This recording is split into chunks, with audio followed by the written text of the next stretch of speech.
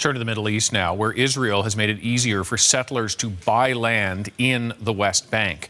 The Israeli cabinet signed off on the measures on Sunday. Some Palestinians are calling it a de facto annexation. Israeli officials, some of them arguing they are necessary for security, claiming the establishment of an independent Palestinian state would be a threat to Israel. Cameron McIntosh with more from Jerusalem. Hey, David. So this has been playing out for some time here, coming to a head today with the latest policy. And what Israel is basically doing is it is declaring land in the occupied West Bank as state territory. Now, this is land that is internationally recognized as Palestinian territory and has been set aside for a future Palestinian state. Now, pushing this plan is far-right Finance Minister Bezalel Smotrich. He is a West Bank settler who has openly dismissed the notion of what he calls the two-state delusion.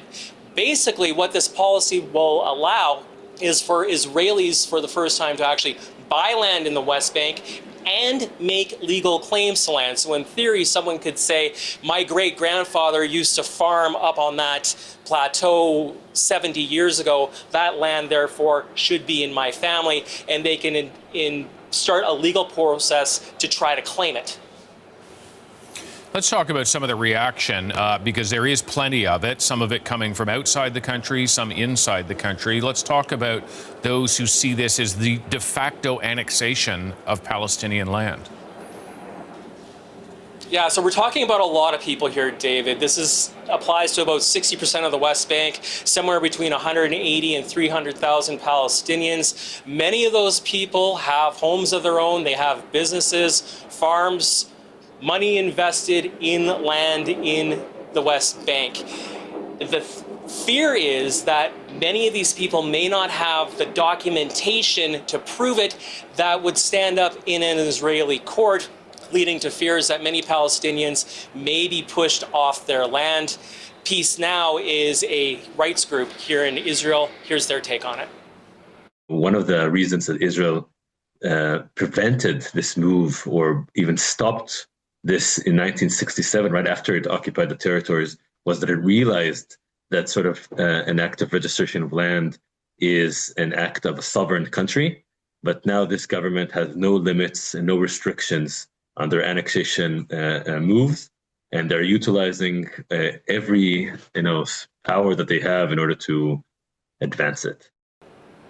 Now, the point there is that Israel actually abandoned this type of policy in 1967 when it first occupied the West Bank, because the feeling was that it didn't have legal standing to do this. In the meantime, in recent years, West Bank expansions or annexations have expanded rapidly, often through violent means. Many people viewing this as a way for Israel to expand or annex, depending on how you look at the situation, through legal means.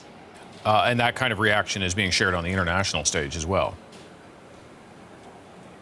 Yeah, so we're hearing condemnation coming from the United Nations, the Secretary General calling this illegal. The EU is saying that this is a move in the wrong direction. Of course, when it comes to matters concerning Israel, everyone looks to the United States. President Donald Trump hasn't made a comment yet today on this, but if there's one thing with President Trump and Israeli Prime Minister Benjamin Netanyahu, for the things they may agree on when it comes to Iran or Gaza, one thing they disagree on is the West Bank. Donald Trump has repeatedly, in both of his terms, condemned Israeli expansion in the West Bank. Here's what he had to say back in October. The West Bank is, don't worry about the West Bank. Israel's not going to do anything with the West Bank, okay? Don't worry about it. Is that your question? They're not going to do anything with the West Bank. Don't worry about it. In the time since that clip, though, the few months, expansions have continued. This new policy is now being implemented. Donald Trump and Benjamin Netanyahu, of course, did meet in Washington last week. The West Bank was on the agenda. Nothing came of it, with those two leaders right now squarely focused on Iran, David. Cameron, thanks very much.